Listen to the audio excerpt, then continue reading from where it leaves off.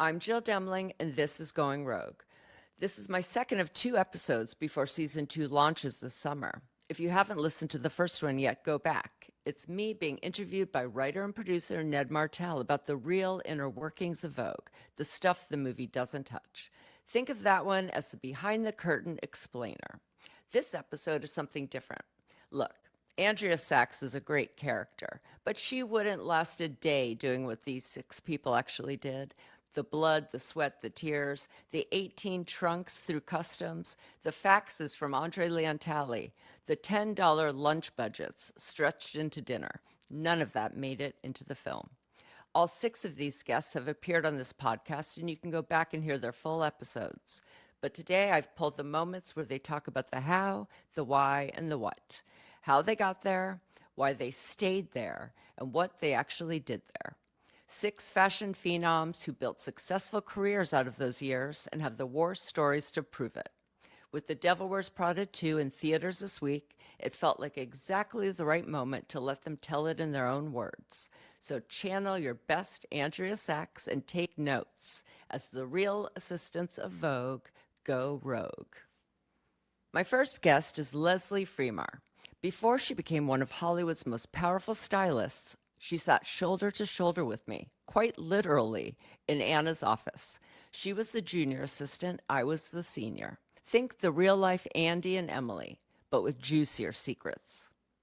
Okay, so set the scene leading up to your interview at Condé Nast. So I can't remember if we were in 350 Madison or 4 Times Square at that time. You were in 350 Madison.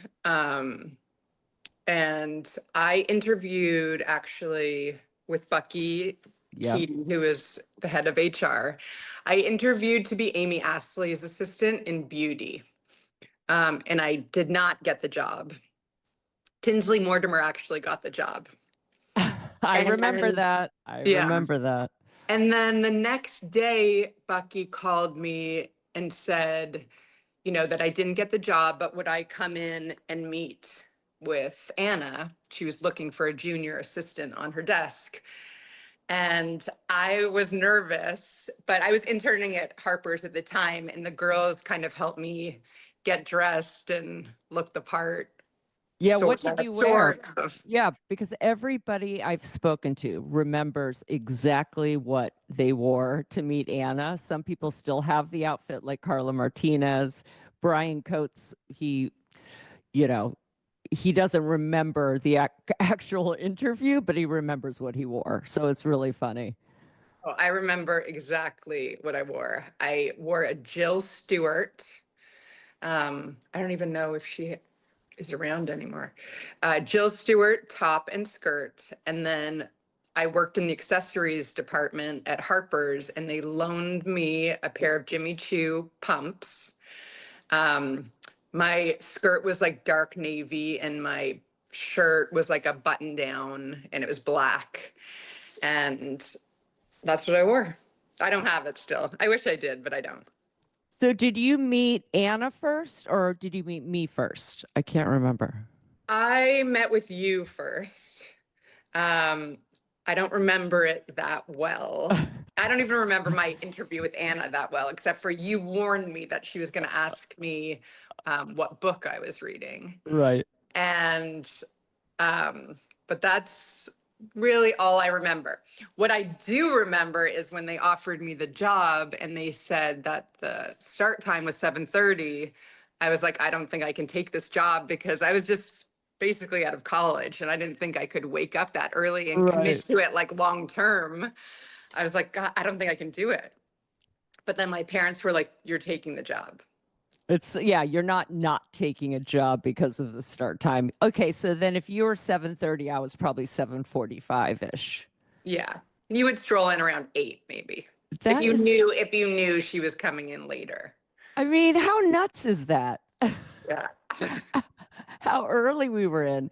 And I do remember coming in and my answering machine, the red button, the red lights blinking, and it was like, you have 20 messages, and they were all from Anna about things that we had to do, and I'd have to rewind and listen, rewind and listen. I mean, it's so crazy. So, Yeah. did you start immediately? I did. I think it was like the position was open and they needed someone like ASAP. I think I started the next week. And I was kind of just like thrown into it without really being able to think much about it. Right. And Um, I was thinking about that because I still remember you telling me you barely trained me to take your position. But honestly, to try to train someone in that chaos, and especially with Libby, who was the junior before you, she's still working. So I can only imagine trying to learn all this. I mean, I went through it too, but for some reason, I feel like when I started, it was in June. I feel like she must have been away for a bit because um, I do remember having time to take notes. I mean, not much. And then we all just say bye and move on into our other position. But yeah, what do you remember about the early I days? remember, I mean, you and I are very different people. Yes. So I remember you like typing out her checks, and I was like, this is ridiculous and a complete waste of time. I'm handwriting them. Yeah. And And the like, messenger slips. I wrote all this down, the messenger slips too. yeah, you used to type them out on a typewriter. And I was like, this is such a waste of time. I'm just going to handwrite them. She's never even going to see the messenger slips. So, yes, there was little things like that that kind of stand out to me. But I mean, I remember she'd be like, put me through, which is like a lingo she would say, put me through to, I don't know, an Lord example. Rothschild. Yeah, Rothschild. And I'd be like, I didn't even know who that was. So I was like trying to figure out like who the players were while learning the job because I didn't know that much. Some of them you had to tell her right away, right? We wrote down on a card and brought the card into wherever she was and just kind of learning all of that. And yeah, the way we rolled calls per se, it's kind of an agent lingo, was bringing her the slip that had the phone number on it sometimes, and Right. instead of us just dialing it. So it was definitely in the diary, like when she just rattle off, like, I'll Oh, do this there, and it's upside down where we're sitting, and it's yeah. like memorizing where she's pointing and all of Yeah. that. I know. I read It this. was almost like Yeah. training to like read her mind almost. Oh, exactly. But I read a quote from you that I think most everyone who starts at Vogue can relate to, but especially anyone who worked as Anna's assistant. It took a lot of figuring out it took a lot of figuring it out and some sink or swim moments. I mean, that says it all because it's just figuring it out. And Anna is not a fan of you asking, wait, can you say that again? Can you Right. repeat yourself? So, Yeah, there was no twice. You couldn't ask twice. right, exactly. You couldn't Yeah. ask twice. Yeah. Oh my gosh. Yeah. And I love the Jill, you must have misunderstood me, which is typically when she might have made a mistake. But when Right. she said that. Um, but I think it really was the best training. It's like Harvard, basically. So when I was promoted at the end of 1999, you were Yeah. reluctant to take my position. And I remember Anna calling me in and saying, Jill, you must convince Leslie to take your job. She's just lacking confidence. And I'm sure I walked right over to you and said, you have to take the job. Yeah. Um, was it just that you didn't want to be the first one to get the heat, or because you had been there a pretty long time? Yeah. No, I don't know. I still felt young and learning and like new to New York. And I just, yeah, I think she was right. I probably didn't have the confidence to like take over the office. And I think watching you being so, I mean, you said it, I'm not saying it, Yeah. OCD Yeah. about a lot of things, knowing that I just don't operate that way, that I was just nervous that I wouldn't be able to be that way, which was true. But she in the end, I took the job, and I was able to kind of work in the way that was comfortable for me. Um, and I ended up really enjoying it. I mean, I think, I ended up hiring Lauren, who wrote this book. So she never trusted me again in hiring. I remember I suggested another girl to be an assistant in the fashion department. And she called me in and she was like, I don't know about, No, about she your did that to me. judgment. She did that to me too, because I had to meet Lauren first. So Right. she didn't trust my judgment after Right. that either. I remember, when she asked me about a couple girls, she made comments. Well, but the last girl you thought was great. Yeah, she has an impressive memory Yeah, it is for sure. crazy. Yeah. So when did you decide you want to work in the fashion department? I mean, I know that was always something you wanted to do, but did Tawny come to you? I know there's a process of how it has to work to No, move. actually, I spoke to Anna about it, and she suggested that I go on a shoot that was shooting on the weekend. And I actually flew to LA and assisted Lisa Love on, I think it was Lisa or Camilla, I can't remember. And then when I got back, I said to her, you know, this is really what I want to do. And when the job opened in Tawny's office, I asked her if I could apply to work for Tawny. And she said, well, you're going to have to interview like everyone else. I'm not going to just give you the job. And so I said, okay. And so we went through the process of interviewing, and I ended up getting the job. And so she moved me out of the office. And I think at that time, my junior was Amy. So then Amy moved up and became her senior. So you had told her before there was even a job open. Did you just feel you had paid your dues and you just said, I'm ready to move on and this is what I'm interested in and what do you think? Was that how the Yeah. conversation? Yeah, I think I'd been in her office for a few years, and it became kind of second nature, and at that point I was just like, okay, I'm ready to grow. And I mean, I think that's like one of her best qualities. Mhm. She really wants to train people and have them move within the magazine, the industry, and she still keeps track of me. Like, she suggests me for jobs still to this day.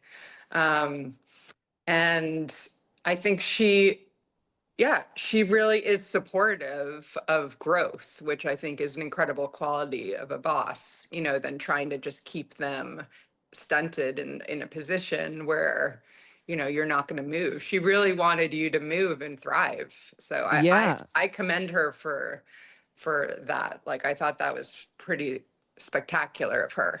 No, I agree. That's what I even told Lauren. And I think it might be in the book. But that's the first thing I said when I was interviewing people for the junior assistant position is that you start here, but the world's your oyster from here.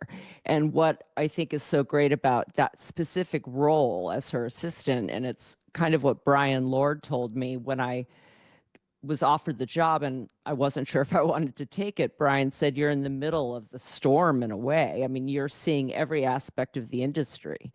And from there, you can really decide what interests you the most of all the things she has her hands in, and not to mention how many people you are in contact with from just being there. What were the immediate differences you noticed working for Tawny versus Anna, other than the hour that you had to get into the office?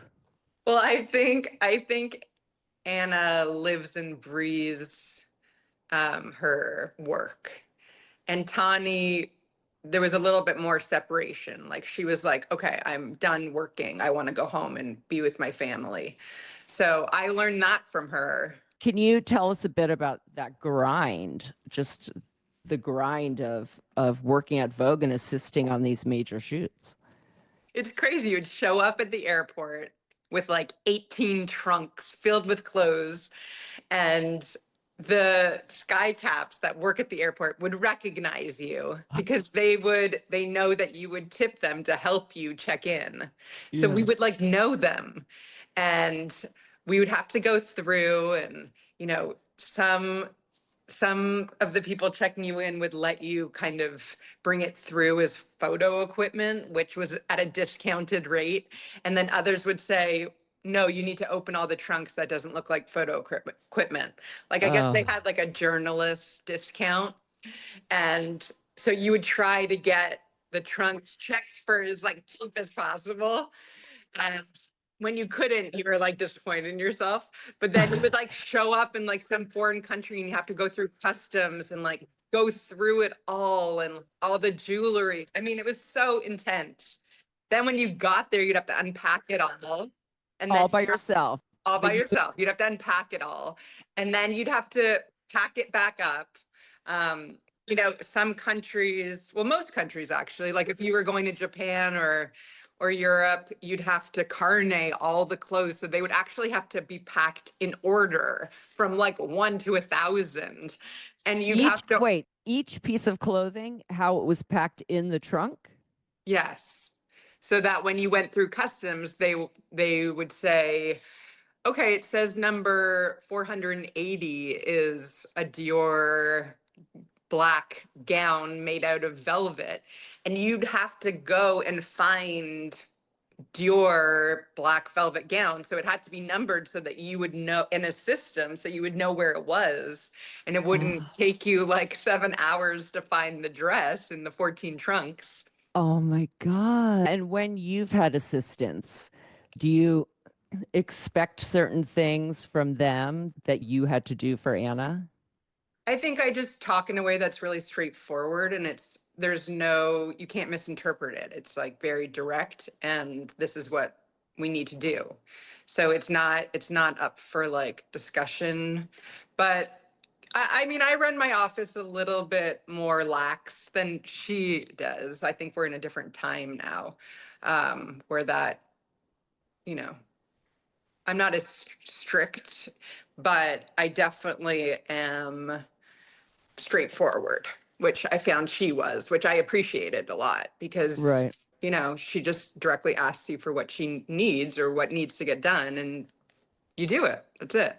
It changed the whole trajectory of my career being there and learning from her. She's so precise. She's very decisive. She knows what she wants. She never second guesses herself.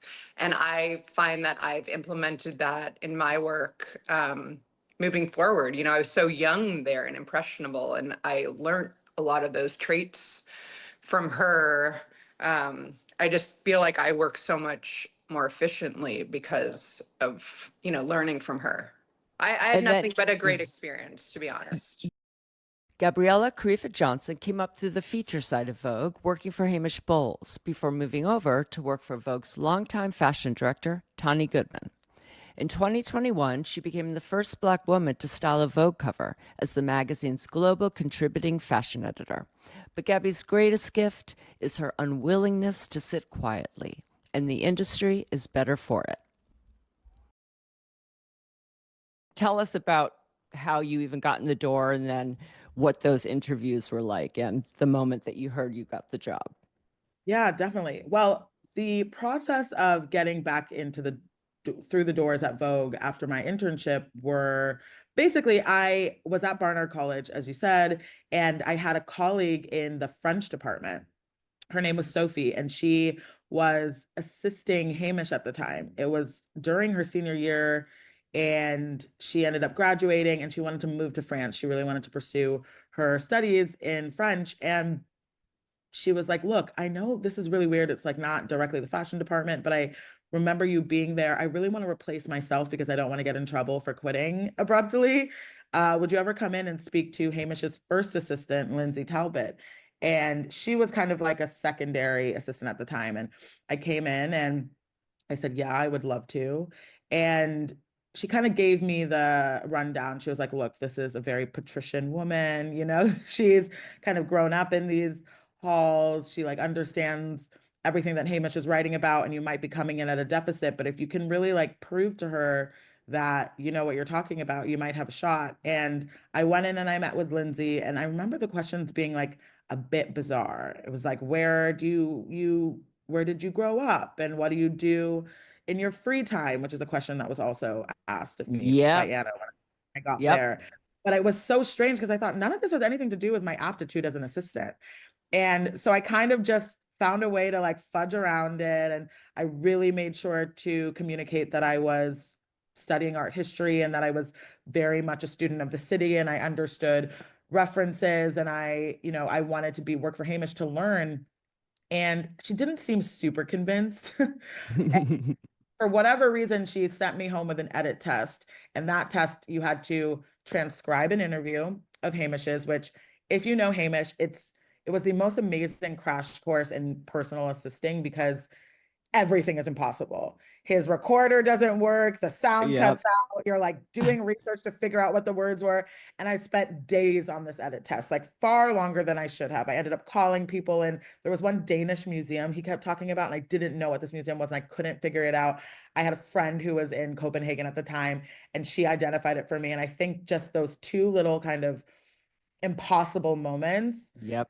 within the edit test that I was able to achieve, I think that they were like planted really to figure out, can you make it work? Can you figure things out?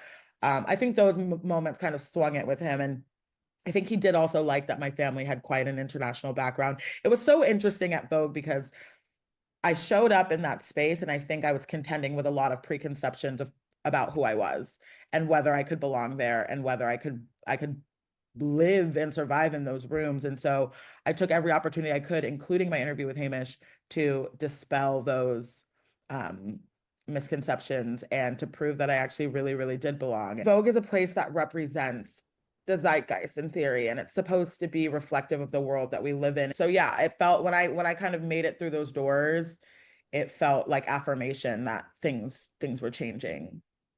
I think what people don't understand is it's like we live in a contemporary world for sure, but a lot of what happens in the Condé Nast building is like hyper traditionalist. And there was the role to be played on the features end, which was like you're the bookish, kind of like not seen, not heard, doing the grind work. And then the fashion side is the like glamorous, and it's like almost and a lot of almost to our detriment because fashion is very, very hard work. And sometimes those who are are working in that department aren't necessarily up to the work part and are very, very, very good at the appearance part. Right. But there was this idea that the fashion team was kind of ornamentation. Like they Mhm. like, looked good in the hallway, and They they were were all blonde, all blonde and and wearing, all from wealthy backgrounds. So we had Tinsley Mortimer, ah, who interned for a bit too. I was like, another blonde? What is going on? I They know. honestly all looked alike. I have to say, the fashion assistants. I'm sorry. It's true. And I think it's just reflective of, I mean, it's socioeconomics and it's like also nepotism and all of those things that exist everywhere out, not just at Vogue, but it was very stark relief. And I think that part of the reason why I didn't have to work or meet Anna when I was on the feature side is it's like, well, we're not going to interact at all. She's not, Right. nobody coming into the office is going to see her. She's going to be in a cubicle. It's fine. Like, do pay whoever is going to get the job done. Um, Oh yeah. my God. So the transition to working in fashion was difficult because I really felt the burden of like not being like fashion folk. Like I really was scared that what I looked like, where I came from, would preclude me or exclude me rather from even being in contention. But I don't know, hard work pays off. But back to your interview with Anna. So Yeah. answer did you really answer her question of what you want to do in 10 years by saying you want to be editor-in-chief of Vogue? Yeah, I did. Well, I think I said more along the lines of like, well, I think I kind of want your job. I want to be the editor in chief of Vogue. And she like, it was a little chuckle, and it wasn't really a chuckle. It was like a little upturned smile. And I thought it was a cheeky way to respond because I mostly really didn't think I was going to get the job. But I can imagine that what got me the job was that interview with Anna. And, she has been really supportive of me. We've had a lot of time after while I was at Vogue, when I came back to Vogue, and also since I've left, where she's really affirmed that like she believes in me, even if we butt heads, even if there is Right. an incongruous idea of how we should go about molding this industry. She has always been deeply supportive in that way. So thank And God. You. do you remember what you wore to your interview with Anna? Oh yeah. Well, just like you were told to wear skinny Yeah. heels. I was told to wear florals, which I kind of knew she was obsessed with florals. Like I kind of knew that from what the magazine looked like and also like how she dressed. And it was like that era of like, do you remember when everyone was wearing like sundresses to the office? Like Yeah, sundress. but I just think that's so specific. It's one thing to say don't wear black, but floral? Wear floral. It was in the spring/summer that I did the interview. And I was like, okay, fuck, because I don't own anything floral. And also, Right. at the same time as contending with being dead broke, I was also contending with being plus size. So it's like I couldn't even just pull from the closet. That was a time when Right. fashion girls used to like really rally around people they wanted to get promoted or whatever. And you'd go into the closet and they'd lend you a pair of Manolos and you could like pull something off of the racks. But that wasn't possible for me. So I remember going to Target because at the time they had a collaboration with Peter Pilotto, the designer, which was all about prints and color. And I found one top that fit me. And it was close enough to their runway sample. Like they Hmm. clearly adapted it for like mass consumption, but it was close enough that I thought I could get away with it. And then I only had black pants or jeans. So I ended up wearing black pants and I forced my size 42 foot into a size 40 Manolo from that closet and I hobbled in and I guess that was that. I think that I sold it, but I don't know. I don't know. And like I know whenever I had to talk to Anna, not necessarily my first interview because I didn't know who she was. So I was like, hey, but when I, tried to resign the first time and the final time, I had written like note cards that I like memorized. I mean, did you have a whole spiel? I kind of like, okay, so I'm an incredibly anxious avoidant person. And I'm also like a bit of a self-saboteur. And I was like, whatever's meant to be will be. Like, I'm not going to prepare. I'm just going to walk in. I prepared my look and I knew that she was going to ask me what I wanted to do and also what I did in my free time. And I'm pretty sure I like emotionally blacked out during that interview because I can Yep. barely remember. I remember. That's normal. That's normal. Many people, they remember what they wore, but they blacked out during the actual interview. Well, what's so strange is I really remember it being very short, like too Oh short. yeah. Like it was like 7 minutes or something maximum. Yep. Uh, and yeah, I didn't prepare so much, although I did make sure that I went to a couple of museums the week before because I knew that Mm-hmm. like I got my job with Hamish. I thought, my pedigree in art history and my interest in academia, like those are going to be things that sing through. So I want to make sure that I've seen the newest shows out because what if she asked me and she Yeah. didn't, but I did a little bit of prep. I just wanted to like make sure she knew I was the real deal and I wasn't bullshitting in my interview. Edward Barsamian may have had one of the shortest stints as an assistant to Anna Wintour, but he was always far too stylish to sit behind a desk. He went on to become style director of Vogue, a fixture on every red carpet from the Met Gala to the Golden Globes, and has since launched his own consulting company. I do want to know where it started Oh, at yeah. Vogue because you have had different positions there. It wasn't as linear as with others who come in as an assistant, become an editor, etc. So you jumped around a bit. So what was that first interview? And tell us what happened next, how it all went down, basically. My first, very, very, very first interview was at 4 Times Square, 12th floor, old school Vogue. Amalia Karamitsis, who was the accessories director at the time, and she was in charge of fine jewelry. So she was making the hire about my internship. I got it, obviously. Fast forward, I've been in like fine jewelry for about like 3 months, and you know, sometimes like the senior editors will give her things to get repaired. And so like Anna's office came and they were like, we have this like really special Riviera style necklace. It needs to be fixed. So I like hand took it to Stephen Russell, which is a fabulous vintage shop, whatever. They repaired it, yada, yada, yada. So because I was like earning the trust of all of the different like senior editors and going on like the style ethics shoot and stuff like that, one of the assistants was supposed to be moved to market to work for then Meredith Melling. And so they were like, who can we put in this role? And so they were like, well, what about Edward? And so again, she had never had a boy in her office before. And so I'm the type of person where it's like you don't say no to opportunity. This is somebody who I've always wanted to work for, mind you. 20 whatever year old self is like pinching himself because it's like, you know, the reputation, you know, it's going to be demanding, you know, it's going to be difficult, but at the same time, you will not have a better school. And so it started off as like a trial during the holidays. Oh my So gosh. I remember what the holidays are like, gift buying. I wanted to make sure that I showed her what I was capable of. That like I might not have been suited to be an assistant, like I won't lie. Um, but I wanted to show her I'm gonna give you everything. Like you will always see me do the best that I will ever do.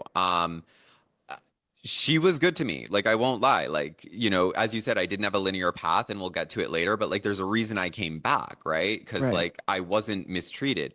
One of the other assistants was like a demon to me and like literally it was humiliating how she spoke to me in front of like the other members of staff because at that time Anna's office faced out onto like events and communications. Right. So like they could hear the second assistant basically just like chastise me for like not undoing the Miho flowers the way she does it. I was like, are the flowers going on her desk in a vase, a Clarice Cliff vase? Yes. So we're good, right? Like she's not going to yell at me over that. Why are you yelling at So me? did she have 3 assistants at that I time? was the third Oh, assistant. okay, because we only had 2. And it's funny when you were talking about taking the necklace to get fixed, because that happened so many times when I was in her office. There was a particular one that would always break. The And amethyst one? yes.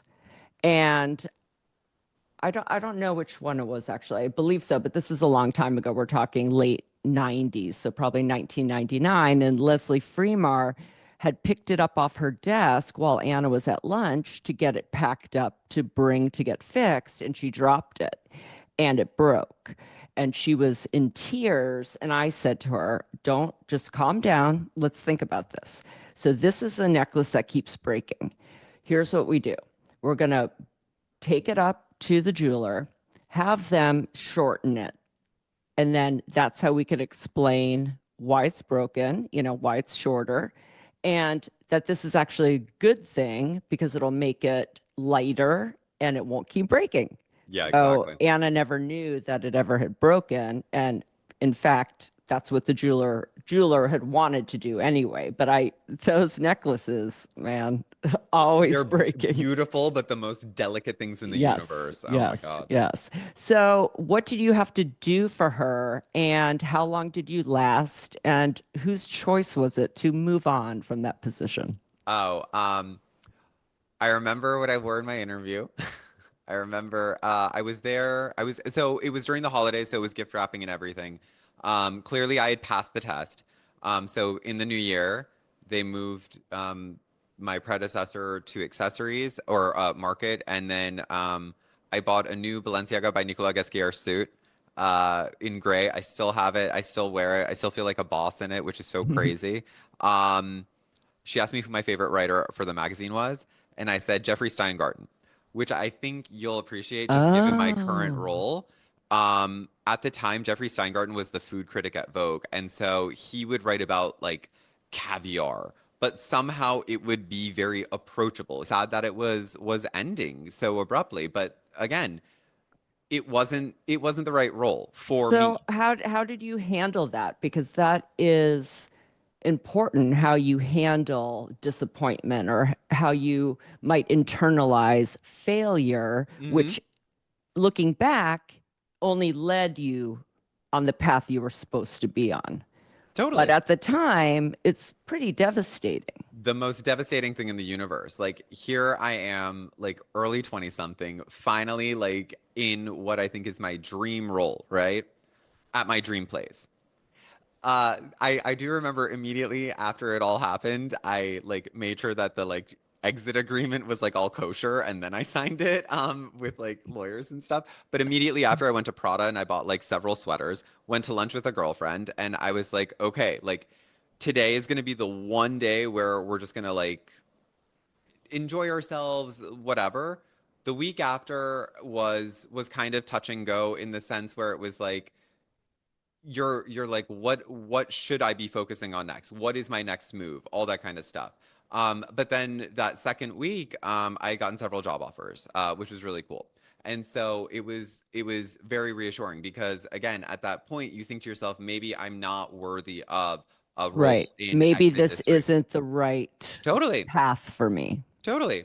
But again, I mean, you said it earlier. I knew like my parents bet on me, and so I had to bet fully on myself, and I did. Andrew Bevan is my former assistant, the kid from Colorado who showed up to his interview in vintage Jean Paul Gaultier sailor pants and won me over immediately.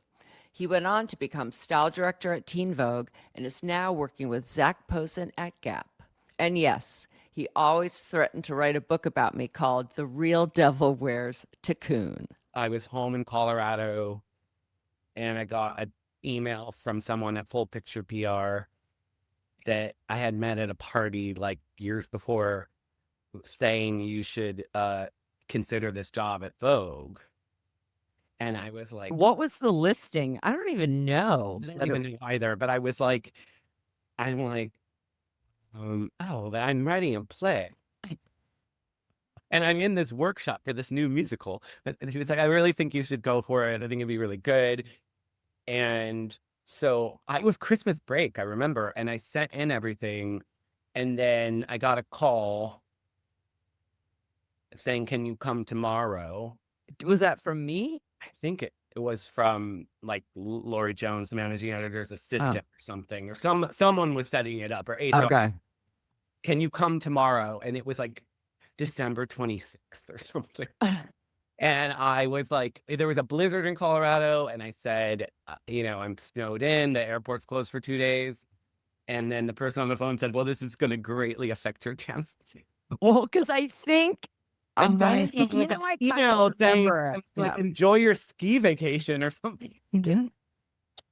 But this is where the folklore of me coming from the boat from Colorado comes Okay. from, because I was an out of work actor, writer, in Colorado for 2 weeks.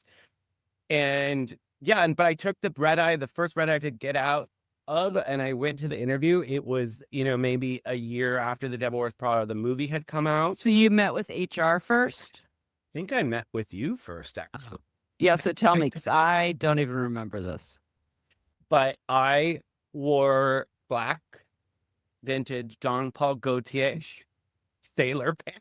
Yep, I remember those. And I wore I felt like it was a wide collar. blazer.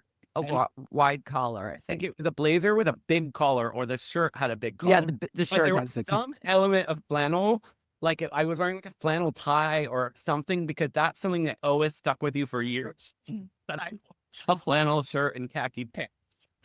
And I'm always like, I would have never been hired. Well, by me, you probably would have, because I was, I'm from public school too. I'm from the hood.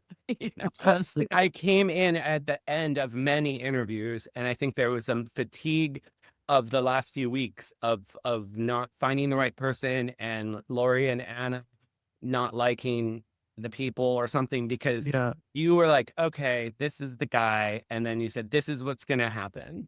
Lori's going to call you in tomorrow, and you need to go home and read every single newspaper front to back. You gave me basically a cheat sheet, because I think people had been turned down because they didn't know her.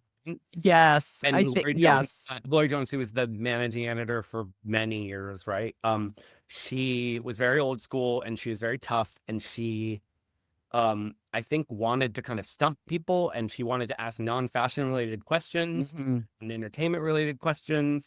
and she wanted to, she wanted to. Yeah, I must have gotten feedback from either her or Anna. I mean, because after you, I remember different critiques of the people I wanted, to the point where Anna was like, "Fine, Jill, you're gonna have to deal with her. So just Yeah. hire her then." Because I was like, I have to sit next to this person. Like, it's about chemistry to me. Yeah, It's not about, we were in very politics. confined environment. Yeah, like I have to be able to not want to kill the person. So for me, that's was the key, is the vibe. And I was frustrated when, I'd go in there. What happened? She's not getting it. It's like, Jill, she didn't know any of the photographers we use, or it was all these Yeah. little things. That's why I was like, Well, please. I remember when it's sort of I don't fully remember when the interview with Lori ended and the interview with Anna began, in the sense of what I remember, but I just remember Anna asking me about who I would want on the cover, and I said Natalie Portman, and then it was brought up that it was at that time where even someone's project had to be very specific to like the Vogue aesthetic and the Vogue thing, and she was like, for what? They told me that Natalie Portman had been booked for Where the Heart Is, where she was pregnant in a wall. Oh my God. And Don't bring that up. Very though. We did Ashley Judd. She was in that film. Yes, it was but Natalie, I wanted her. Oh my gosh. Yeah, that was It's the whole thing. It was a whole thing. She asked me who my favorite magazine writer was. And this is a time I'm like 24. I was looking at bylines. Right. Bylines didn't mean anything to me. But I said Anna Quindlen, who wrote an article at the end of every Newsweek, and she had many books out. She's like, and it goes, well, she's an essayist, which is wrong. She put it at the end of Newsweek. And then I was asked if I read the New Yorker and who I liked at the New Yorker, and my mind went fully blank. But I had been to a wedding like 2 weeks prior where I had danced with the poetry editor at the time at the New Yorker named Alice Quinn. And so I said Alice Quinn because it was and she goes, she's a poet. Oh my God. You I'm never getting this, but I do got grilled more than I did when I was being interviewed to be her assistant. You're being interviewed to be, but I do see they wanted this position. I was taking a head count. There was no head count before for me. Someone must have combined assistants, maybe when Andre didn't need full-time or something had happened in the features department, and I had really needed someone because by that time I was booking at least 11 covers a month, not to mention everyone that wasn't a model within the magazine. So that headcount person had to have potential, right, to stay. I was also told multiple times that I would be fired if I showed up in page 6, and that I was not to be the story, that I was to blend in the background. And I was like, why am I going to end up in page 6? It's because who I had No, in my office. So I was like, okay, take note. No. That is too funny. But yeah, I mean, I didn't fully know what I was getting into. I think but it worked to my advantage of being, a bit green. I was there to learn. I also kind of looked at it like, this is going to be like my Vogue, like this is going to be my like Vogue University. It's going to be like my 2 years here. I never imagined I'd be in a company for like 10 years. I really did want to work, and I really did want to learn, and I wanted to like earn attention. I wasn't looking for, I guess I also wasn't looking for a husband. Like it was the end of that era where there was a lot of women that would work at Vogue and they were socialites, or they were looking for. We had Lauren DuPont there who would never even pick up her paycheck upstairs. Right. Because she didn't need it. It was Tinsley Mortimer did her little, she was there for about so Tinsley Mortimer was there for a hot second in the beauty department.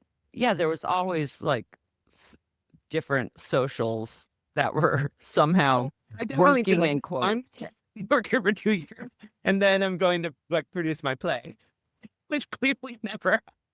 So what do you so- remember? What do you remember from the beginning of your time with me? I mean, I was told not by you, but by multiple people, including like Eve McSweeney, who was the feature instructor at the time, that I was very downtown. I was too downtown. And then later I was like very Brooklyn because I moved to Brooklyn and it was a shock and horror to everyone. But meanwhile, 2 years later, they did massive like Brooklyn photo shoots. Wait, was that because of what you were wearing? I think a little bit of both. But then I was also told, Eve said one time I was too paper magazine and I must have looked sad or something. And she goes, "No, I'm not saying that in a bad way. I'm saying that we need more of you here.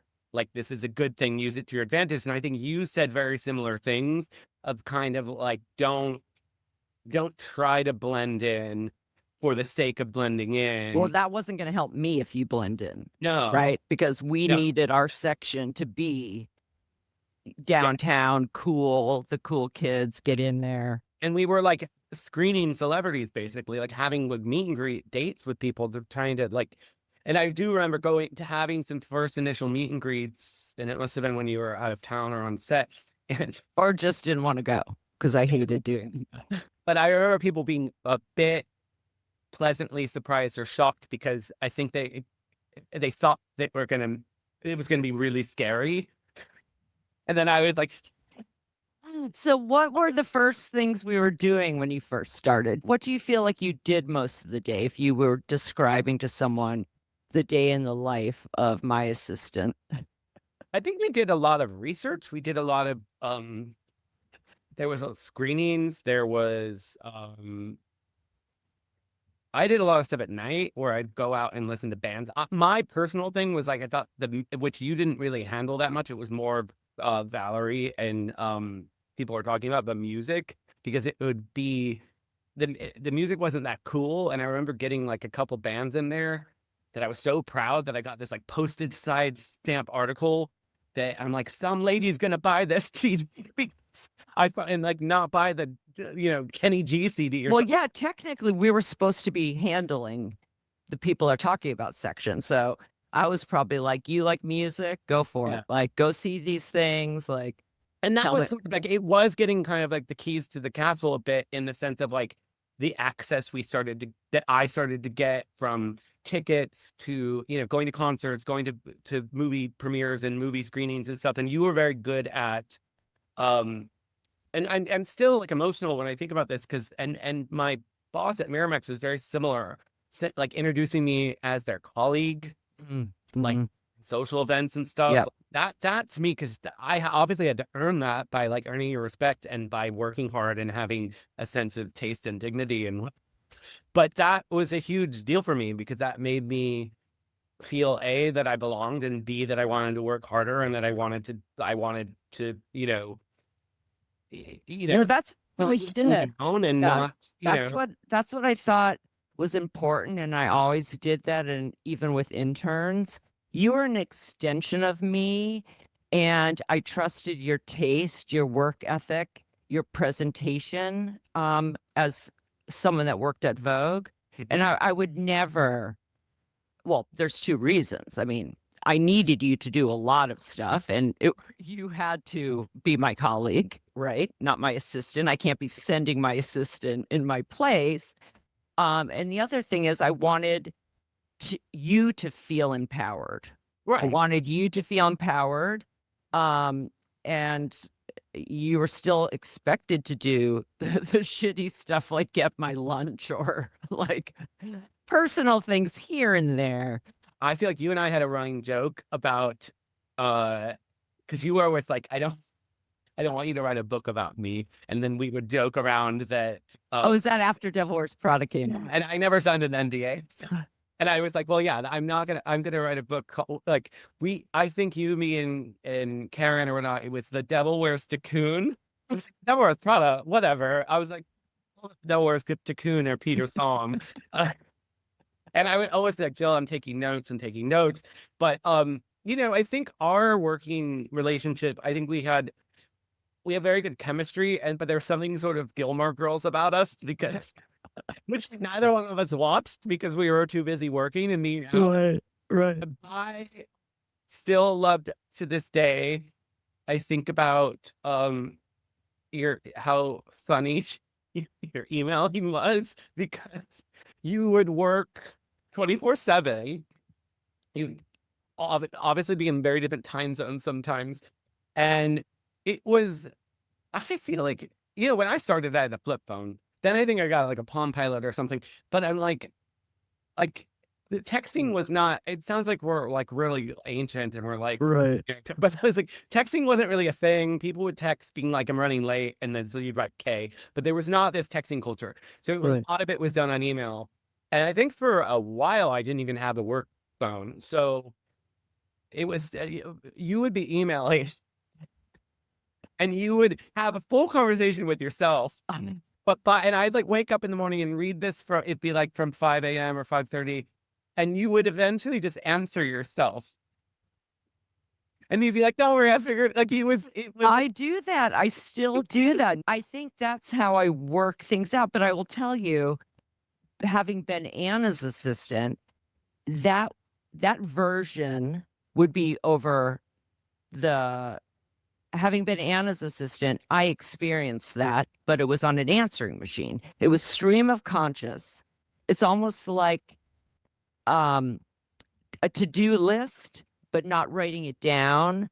But then because time goes by, That's your process. yes, exactly. Or it's just if you didn't answer by a certain time, I would have done it. You know what I mean?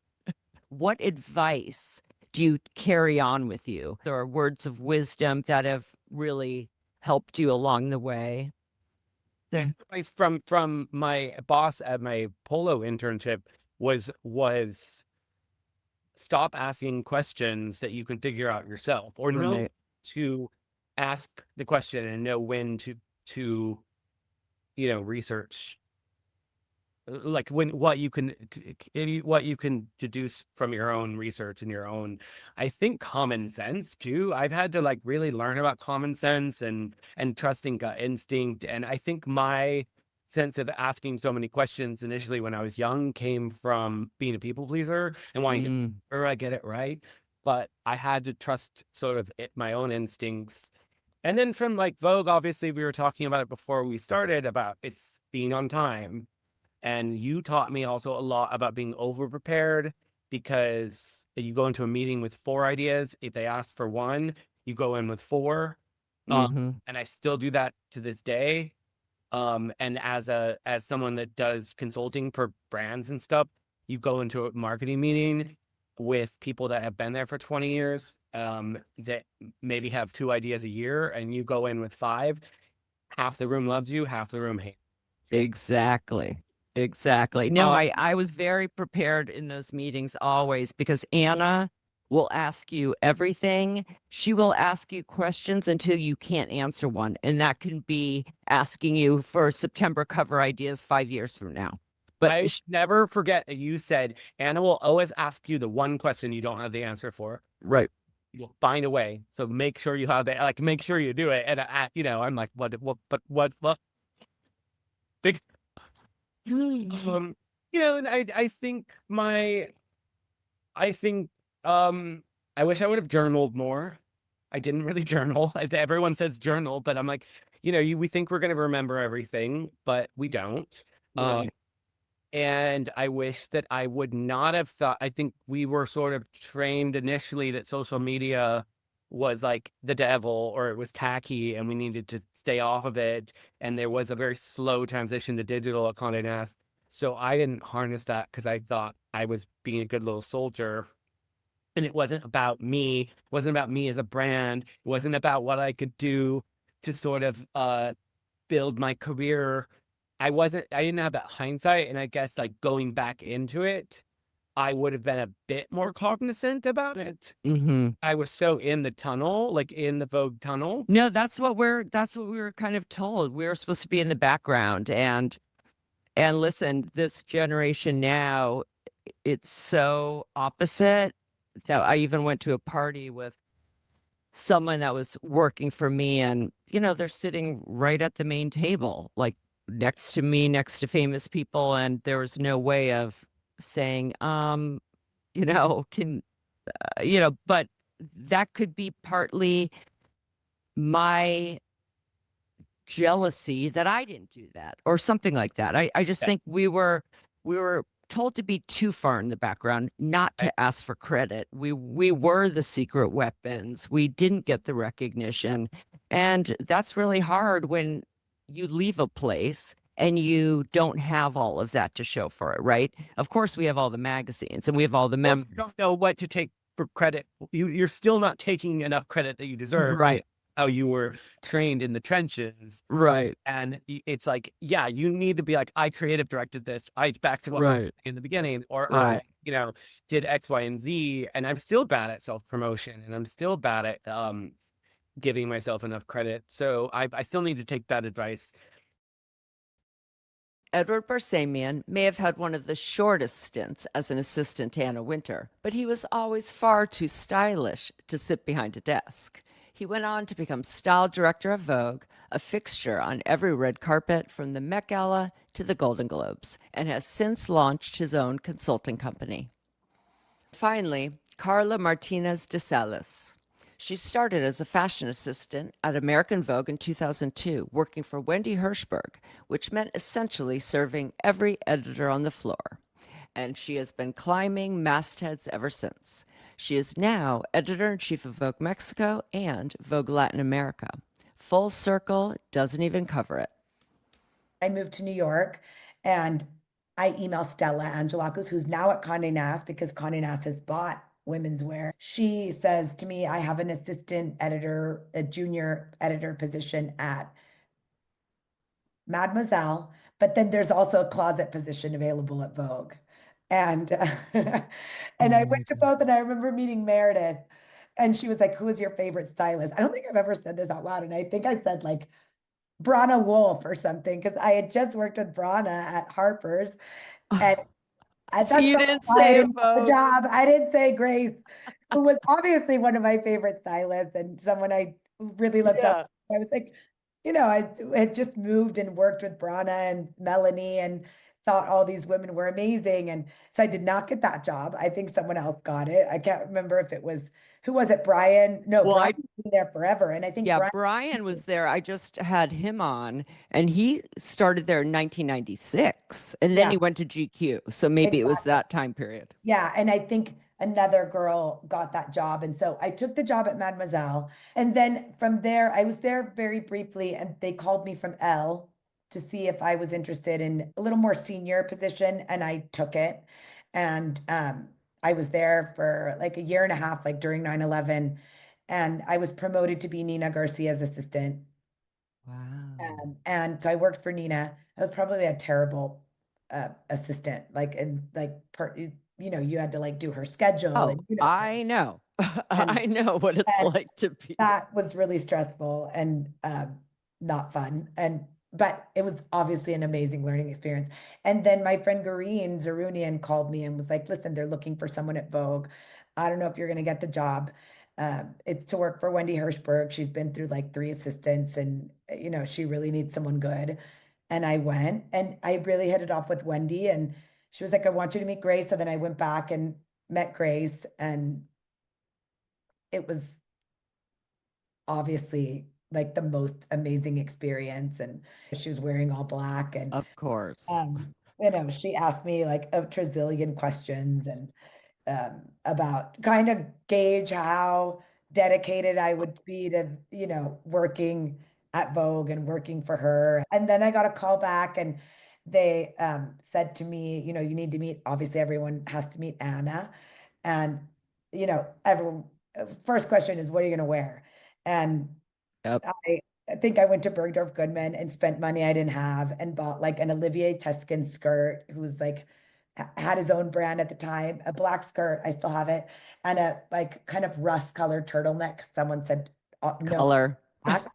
And these like Pierre Hardy kitten heels that I had bought in Paris at Maria Luisa. And my friend loaned me her coat, like my roommate. And I went in, and I mean, I think it went well. I think that's why I got the job. Yes. And I remember Wendy showing me my resume and it said, Wendy, please see me, AW. Oh my God, that is funny. Yeah, I remember what I wore because I had met with Bucky Keaty, who is HR, and all I had, because I had come from LA, was this BCBG suit and Nine West heels. But this was 1998. So that was my only interview suit type thing. So I Well, wore that. Yeah. don't you, suits were not a thing. No. Like now I think about, I go to things, give a talk at a college or high school and people are wearing like a suit. Like I did not have a suit jacket for a I didn't, long yeah, time. this was the one outfit I had. So I wore it to meet Bucky. And then I had actually accepted a job with Todd Oldham and had called to tell Bucky that, I didn't need to meet Anna. And she said, "You're coming to meet Anna." So on Friday, when she called to say Anna was available at 9 and to get ready, and I tried to say, "No, I'm going with Todd Oldham." She's like, "Get dressed and wear some skinny heels." And I was like, "What? Skinny heels?" Like Yeah, like these are what did, really nice Nine West. So I wore the yeah. same thing to I remember I wore like the theory pants. Remember those kind of nylon? That was Yeah, like of a nice course. thing I had. And Yes. I don't want to age us, but there was like Zara was not a thing. No, it's Theory and BCBG. Yeah. And That like was Gap didn't have nope. wear really like suits or, you know, And of course, my suit was black. I had no idea at the time. yeah. I didn't know who Anna was. So when I went in, I was like, "Hey, what's up?" Which is probably kind of better in a way, I think. Yeah. Well, it's so funny how opposite we are in the lead up because while I did have someone that set up that first HR interview, because it was Brian Lord, who was one of my bosses at the time in LA, his new sister-in-law, Crystal Moffat Lord, who made the introduction, but I still had no idea from that meeting I was going to be starting for Anna Wintour 3 days later. But then I was there for 20 years, even just before your first job. You had so much experience Yeah, at I so mean, many I different. then I was at Vogue, I think for 4 or 5 years, and it was obviously an amazing experience. And I remember the first time I saw you, and you were wearing, you had your signature look, the bangs, the shoulder length hair with your mini skirts, tight, a tall boot sometimes it was another flat, and I used, I always was like, why can't I find a uniform like this? I'm like, because I'm not tall and skinny. That was an intense position you had Yeah. because as Wendy's assistant, you're helping her, but you're also in charge of helping Yeah, all the I would like to say editors. it was probably the best master school in diplomacy one could ever have And because you talk about diplomacy being a big thing for you and yeah, one of the skills that has brought you a lot of it success. and again, I was so excited to be there. I will never forget what that office smelled like, the color, like kind of all my senses. Like when I went and sat at that desk on like January 5th or something, I think I started like on January 2002. And there was a girl, Erin Dean, who sat next to me. There were two assistants, which is always makes things hard because it's Yeah. like managing your boss plus managing each other's emotions and Yes. who's the favorite and who's not the favorite and who Yes. gets coffee and who, these crazy things that I think people don't talk about, when you're starting out. Thank God mine was pretty clear that the junior did the coffee runs, did the dry cleaning, Yeah. waited later for the book. She got in at 6:30. I got in at 6:45 a.m. I mean, that place was intense. Yeah, I know. Now that I hear people complaining about like, why do we have to come in 3 days a week? I'm like, you do not even know that. No. I The mean, only time I didn't get a phone call from Anna when I was assistant for sure, but even through the rest of the 18 and a half years was on Christmas Day. Even while I was about to go into surgery, I booked a cover, being rolled in for foot surgery. yeah, I mean, I think that when I hear people complain about that, and then when people are like, "Oh, New York is the most amazing city. I work from home and I go get my coffee." I'm like, you obviously did not make a $2,000 a month, have to pay your rent, have to be at the office at 8 a.m., no matter where you lived. Oh And yeah, you know what, you were Karla, like what I 6:30, used 6:45. I know. You know what I used to do? Because we had, maybe it was just when I was Anna's assistant, I can't remember, but we'd have money for lunch. So I'd get my $10 for lunch. Yeah, And remember the then, card? It was on the yes, and then I could have as much Okay. coffee as I wanted. So what I would do was my trick, the coffee place near 350 Madison had smoothies. So I'd get the smoothies there, and that would be expensed as coffee. Then during lunch, I would get like a hoagie sandwich, cut it in half, eat half for lunch and the other half for dinner Yeah, because we had no money. yeah, yeah, yeah. I remember when they were like, you can expense your lunch. I'm like, but Yeah, that meant that almost dinner too, because we were there working late. And, exactly. like Meredith and Lauren Santo Domingo were two steps down, and it like two desks down. And um, it was great. I mean, at that time, Grace was obviously full time. Tawny was the fashion director. Elisa Santisi was the style director. Camilla Nickerson was, I can't remember what her official title was, but she was there all the time. Hmm. And it was we would call in clothes and have, you know, uh, clothing for all the shoots. And it was, oh, and Phyllis, what am I talking? Phyllis was the Yeah. executive style director. And I always say that, they were all tough in different ways. And you had to really learn how to, um, make sure that all of them felt like they had your undivided attention all the time. And I Well, remember, tell us about the different ways too. well, for example, Grace was, obviously I would work with whoever her assistant was on making sure that, all the looks were there and just the way she laid things out. And the one thing I have to say I loved about Phyllis's office was next to Indeed. Yep. Virginia's. And so she was always kind of speaking to us, and I'll never forget. And this was like first month, like I learned quick. She was shooting a plus size model with Helmut Newton. I think it was like one of his last shoots. And she had said, nothing's going to fit her. So we need to get some extra sizes, but I'm going to call in some runway looks. So I called in all the runway looks. We got her extras. I think Meredith was working on the extras from like the, Oh yeah, American. because she had like lingerie too and all of Yeah. the. And I remember Hermes could only confirm 2 looks. And the PR girl said to me, this look is very small, so I'm not going to send it, and it's not available.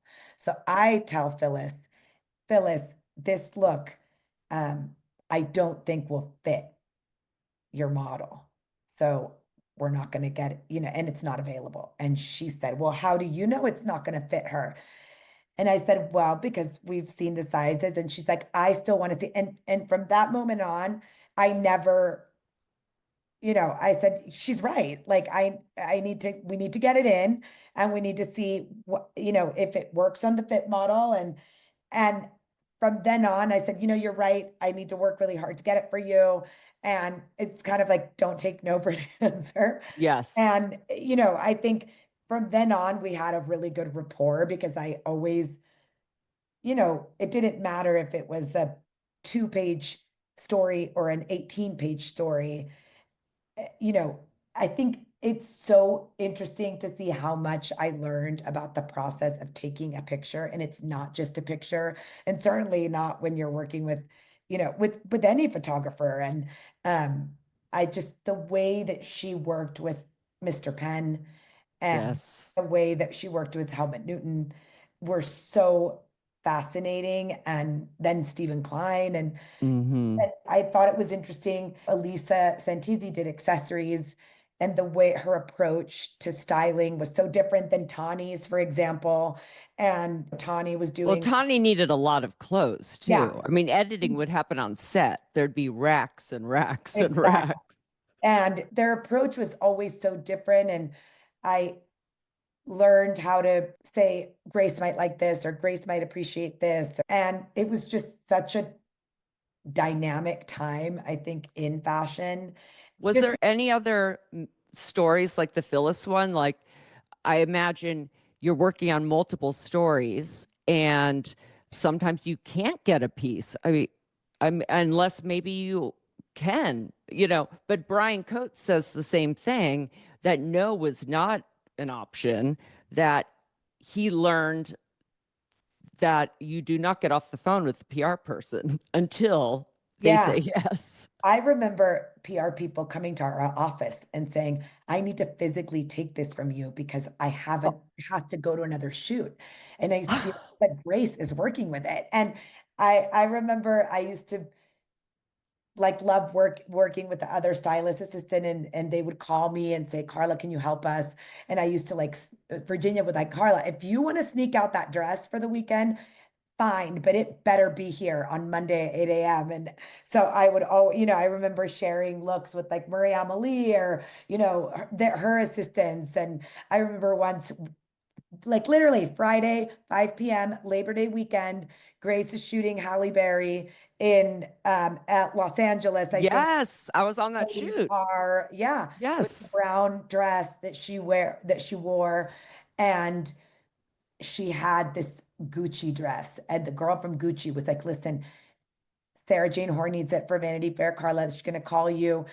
And we somehow made it happen to like share the look. And like I used to be like, Grace, Sarah Jane wants this, and she'd look at me as if I had just like murdered her 5 cats, and we would figure out a way to make it happen. So that's why I would say it was like a lot of diplomacy, a lot of working on things together, and making And it between happen. the editors, though, I've seen or I've heard Grace say, someone took that off my rack, or it's more likely Tawny saying, someone took this off Yeah, my rack. And before one of the run throughs, which, if a run through, if anyone doesn't know, is when the editor is going into Anna Wintour's office, editor in chief, and showing the racks of clothes.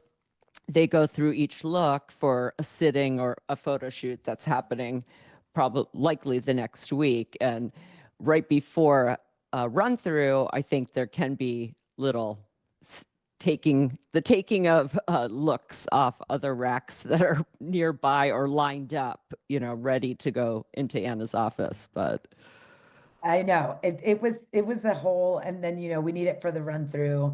Then what happened after the run through was like, eh, if they had a celebrity, or maybe they had a fit model who was, I think a lot of times, Lauren Santo Domingo going into Anna's office wearing, a Versace couture dress, as in the case of like being Nicole Kidman's body double.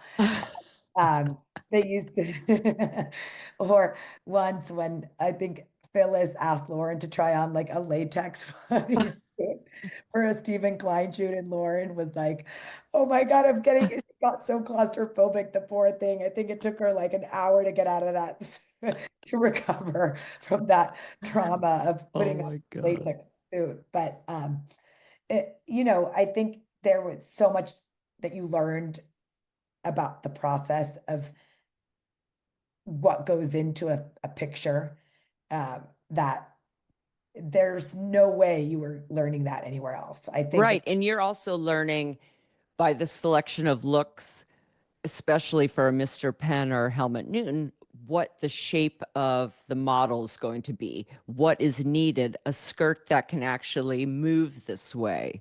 Is it something that needs to be flowy because it's going to be a wind machine? Is it something she's going to be contorted?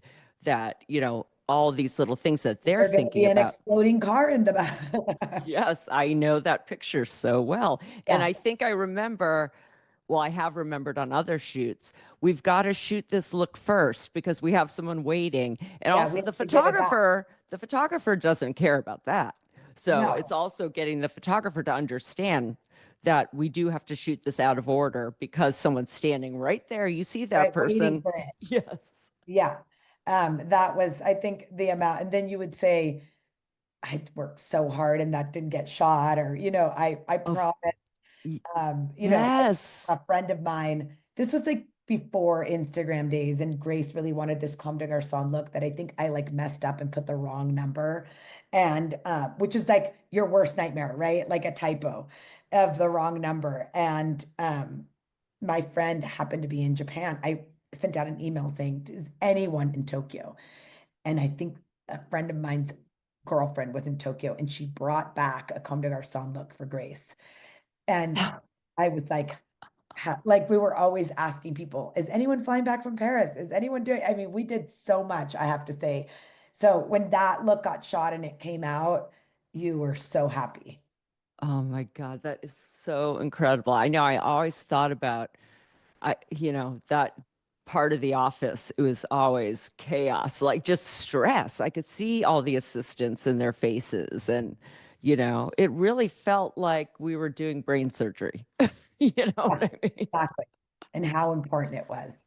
So then what did you do from there, and why did you leave that So position? from there, I remember Virginia had arrived and I applied to be the accessories director, and I didn't get the job. And I remember being really disappointed. And, Yeah, I you know, think that's important to talk about because yeah, dealing with rejection is super important for everyone out there because it's bound to happen.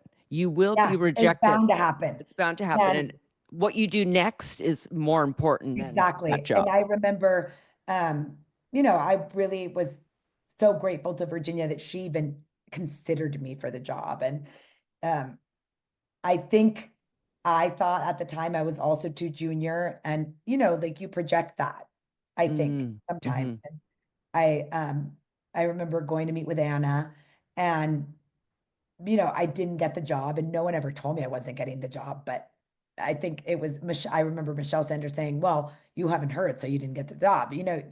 Right. And And that's important what you just said. I just want to highlight it that if you project any sort of insecurity, especially with Anna, she picks up on that. So that is important to really to go in there, and if there's any way in your mind to picture you doing that job. I mean, yeah, it's there it could be that you weren't and that everything led you back to where you're supposed to be. Listen, exactly, you can't exactly. change anything of what Yeah, happened to you because you're at the top right now. right. So then I said, okay, I want to get a different experience because I want to understand accessories more. And so a position opened up with Elisa. And I remember I went to work for Elisa and I became an associate. And in that position, I also did a few sittings around the country, which were really interesting. And I learned a lot from Elisa because she had such impeccable taste, and Mhm. accessories are such a big category. And I remembered how to put a budget together because we were also producing shoots and we had so much money now that I I think. felt like she gave a lot to her assistants as far as I feel like she would have been a very good boss because I feel like her assistants really meant a lot to her as far as being involved in shoots. It wasn't so much like assisting role. It was, I don't know, I just felt like she really relied on her Yeah. assistants, their And also, opinions and everything. I thought it was interesting also working in those roles because you produce the shoots and you learn so much by in that way, because this is how much you have, this is how much you need. We had a lot, but still Back things then. start to add up. Yeah, back then. And so I worked for her, and then Gareen Zarunian called me. Here she comes again, and was like, "Do you know Stefano Tonki?" And I said, "No." And she said, he is starting at T, and they're doing it as after Amy Spindler had died, and they're looking for a market director. And I was like, oh, Wow. a director, what?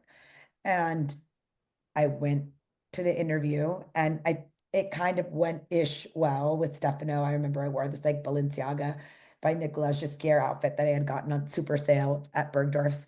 And then I met with Anne Christensen, who worked for Grace. So that was already kind of like a shoe in a way. And I think they offered the job to someone else and they didn't take it because at the end of the summer, they called me and to offer me the job. That was really interesting because was coming from Vogue, Twitter had just started. I remember Oh my God. the day of my like first day, we had a big kind of breakfast in the conference room with then at the time Arthur Sulzberger. Yeah. And Michael Barbaro from The Daily had just started that day. He was on the Metro desk. I'll never Oh, forget it. wow. And we became kind of friends. And it was another world. It was as if they spoke like another language. I feel like I had been like, and don't get me wrong, I mean, Vogue is a very, not just a fashion magazine. We all know that. It's, but I was so in my fashion market bubble that, Right. once, they're talking about like Twitter or no, the blogs. It was not Twitter, it was blogs. And it was just interesting to hear like what they were talking about. Then I got into the job at the New York Times, and it was the New York Times Style magazine, and Stefano and all of them just knew about everything that I did not know about: art, design, Yes. travel, food. And so that was a huge learning experience. I started in September. I went to the European shows with them. I was so nervous. Just to be in Europe. I don't think they called it that then, but like they say imposter syndrome, like, what am I Mhm. doing here? Am I senior enough? And I remember there was a one PR girl that I won't mention her name, but she said that I was too junior to like get the discount at Prada at the time. And I was like, well, It's like, look at the title on my business I'm the card. market director, but I was really young to be a market director. So, and I didn't have any friends that were in that level. All my friends were still like editors and like junior, more junior Yeah, position. well, I talk about this with everyone that no one retires, especially at Vogue. So you almost had to leave to even move up the ladder, even by title, let I knew I alone by wasn't moving up salary. the ladder. Yeah. I knew it wasn't going to happen. I remember, watching, like, just not being considered for certain jobs and other people being considered. And I, knew that I had to leave. And also, which I always say, you're not going to make more money if you stay at the same company, I know. I can tell everyone that firsthand for 20 years. Those things that you'll never forget. Like Phyllis said to me once, you only get to leave Vogue once. Most of us do it for the right job. And she was Wow. 100% right. And because I know that when people get antsy and they want more and they want to grow and Yep. like hold on and make sure. And I mean, I don't regret going to interview because I would have never met some of the amazing people I met, like Fabian, obviously, who's a Yeah, genius. you've met and worked with so many icons. Yeah. As an editor in chief, are there things that you kind of take from how a Stefano, or you can even say an Edward, because that was his step right before editor in chief, or Anna, things that you emulate in this top position, things that maybe you do differently? Land the plane. And when people present things to you, make sure it's with conviction and something that they're passionate about. Edward also says this, but one thing from Anna is that you aren't too busy to answer an email. It drives me insane when I get a follow-up email from someone that on my team that they've emailed 2 days before, and no one has even bothered to write received. Thank you very much. We'll look Yes. into it. I told all my assistants, you don't have to answer right away, but acknowledge you received it so I can move on. That's all I Exactly. need. Because Anna, Exactly. well, and Anna wants an answer right away. I mean, I'd go into her office, she'd ask me to do something. By the time I got to my desk, I'd get a call. Any news? I'm like, I just We walked. just sat down. Yeah. But it changes how you think. Yeah. Sometimes patience and taking a beat is the best option, but otherwise, yeah, what are you waiting for? Just do it. Yeah, exactly. And I think just that sense of operation where it just no time wasting and no Hmm. get things done, right? I just feel like we're lucky in a way because what we do, we love so much. So when I think personal work, it's kind of the same because it's our life. One bleeds into the other all the time. And I really felt my days at Vogue that you all were my family. Yeah, It's really absolutely. strange. It was like I've called Anna mom before, and she wasn't in the room, but everyone's like, you called her mom. But I loved going to work. I would think about work Sundays. It never felt like work. Yes, it was stressful, but I was inspired every day.